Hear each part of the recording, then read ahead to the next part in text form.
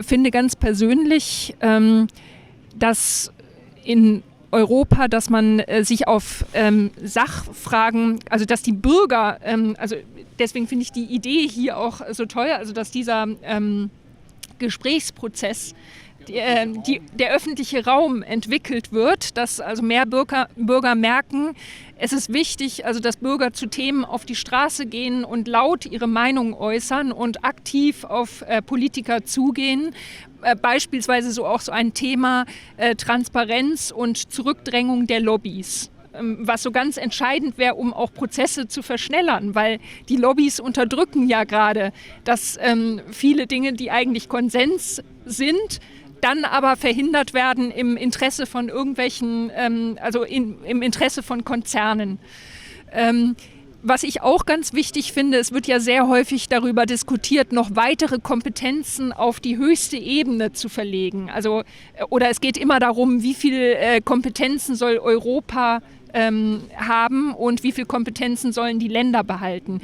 Ich finde, da ist Zurückhaltung geboten. Man sollte nicht weitere Kompetenzen auf die EU verlagern, sondern man sollte betonen, die Länder sollen zusammenarbeiten in den bisherigen Formen. Natürlich soll das Europäische Parlament gestärkt werden, wenn Kompetenzen gestärkt werden sollen.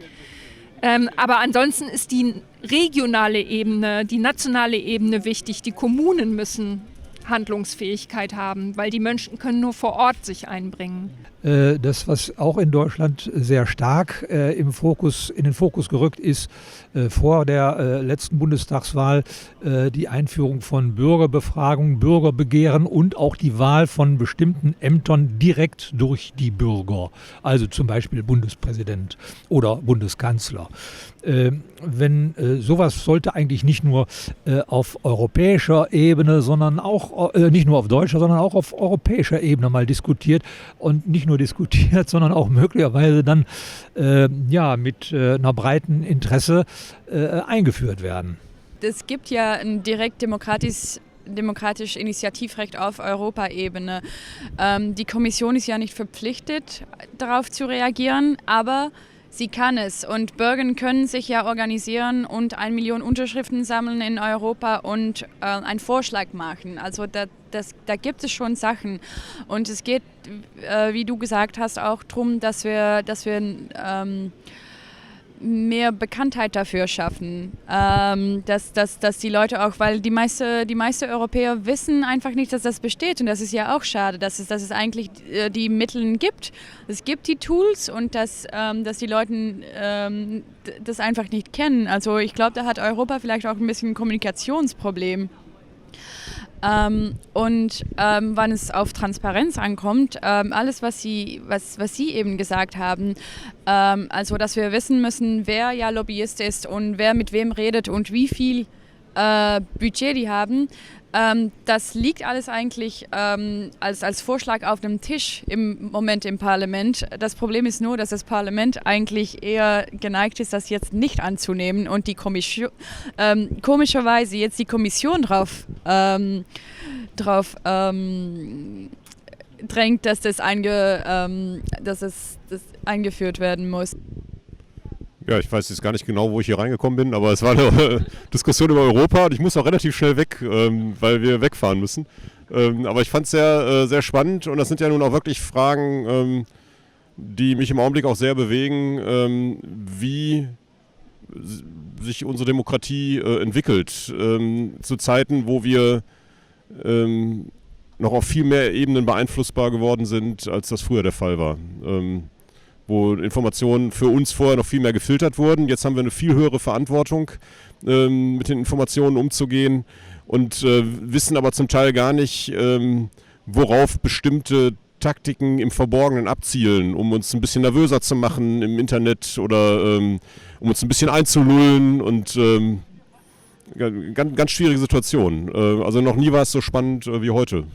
You can say 40% people, not all, the people who are living in the sea coast or in a rural area, they are losing their house and everything because of this flood. and the big companies and developed countries, they can help in this way because they can help by giving some by protecting them by having a dome in those areas where really severely they are affected. Also by different types of donation for helping them after this flood affection and after flood, so that they can at least come back. And already in our country, different companies or government are trying, but still this is not enough. Für viele ist diese Umweltgeschichte noch keine wirklich reale Bedrohung. Fragen wir doch mal die Bürgerinnen und Bürger, die hier rumlaufen. Für die ist es noch nicht spürbar. Aber für die Menschen in Bangladesch ist es spürbar, wie wir jetzt gerade gehört haben. Und in anderen Regionen dieser Welt auch. Und wir haben nur diesen einen Planeten, wir haben keinen zweiten im Kühlschrank. Und deswegen müssen wir verstärkt dafür Sorge tragen, auch Einfluss zu nehmen auf die Regierungschefs dieser Welt, damit dieses Thema stärker als bisher auf die Tagesordnung kommt. Und einen besonderen Einfluss hat da sicherlich der amerikanische Präsident. Das ist so, egal wie er nun gerade heißt.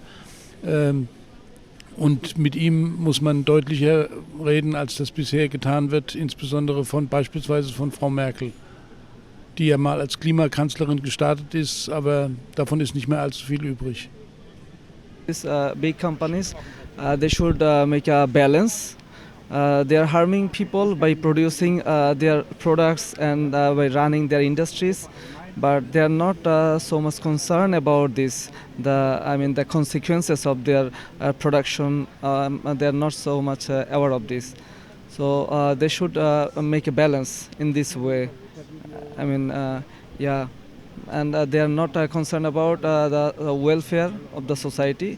They are always concerned about their profit. A lot of big companies are investing in our country. They're making many things, but they're not thinking about our normal people. They should think about this. They are making a lot of profit. They are thinking about their own money. Yeah, they are always think about their own profit. They're not thinking about the society. In some companies they are thinking, but it is not enough. It's very few. I'm glad you touched on this subject, because I think the political responsibility of corporate policies is actually a big question, because we say big companies are destroying the world, they're coming to Bangladesh, they're not looking at the environment. But I think we should also look at the fact that politicians, even also in Europe, they want to get these big companies, so they will make it easy. And these companies, they will do whatever they're allowed to do. And if nobody tells them, this is the line, you're not allowed to pollute our environment, you're not allowed to make profit and not pay taxes on it, then they're gonna make as much profit as they want to make, and they're gonna do whatever is cheapest. And so it's up to us as citizens, and up to politics in the next level to draw those lines and to make sure that those rules are enforced, because otherwise, of course, they're gonna do what makes most money for them, and what in the easiest way possible. So ich glaube auch, es ist ganz, ganz wichtig, dass man nicht mehr jetzt immer nur die Probleme beschreibt, sondern dass man Wege findet und dann aber auch die deutlich macht,